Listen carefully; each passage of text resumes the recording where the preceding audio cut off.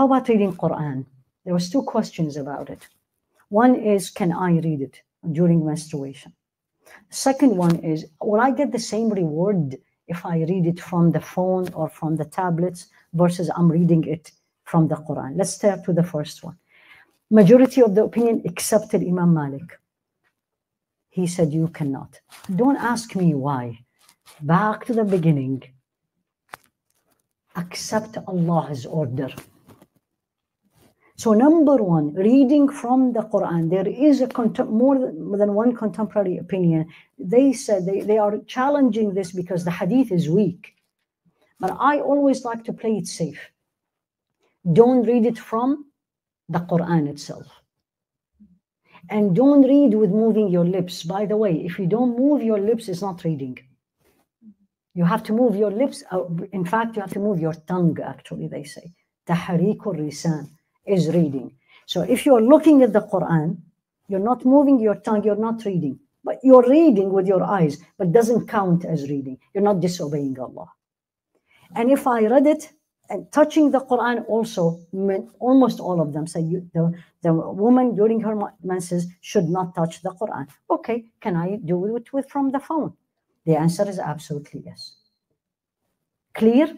Is it the same reward? Yes or no? What do you think the answer is? No. Again, when you see how scholars look at things, it's very different. They don't look at things abstract. Yes or no? What about the blind person?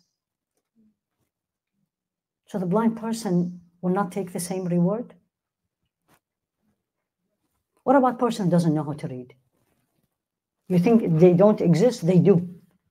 How about somebody who don't know how to read Arabic? That's very common. This is how they said. And I loved it when I was reading it. They say, which one will bring you closer to Allah? Which one will make you feel the Quran more is the recommended. Because the argument was also, should the woman, the Hafidah, read from the memory or she should read from the Quran? Yani she knows it, but is it looking at the Quran will give her more rewards? Did you look at that point? And they said it doesn't matter. If whichever makes you feel it, whichever makes you understand and reflect, do it. So you can do one by listening. Choose your favorite reciter and listen to him. Second is you read with contemplations, which means you're going to read in translation if you don't know the Arabic. And the third one, you read in the Arabic for the reading. Or if you are a Hafidah, of course, you will review. And then you are done. You can do it when you are still menstruating.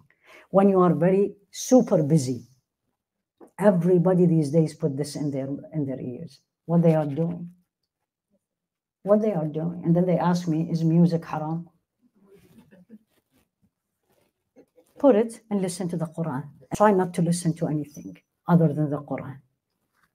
And see what will happen to this heart. And then you can do this.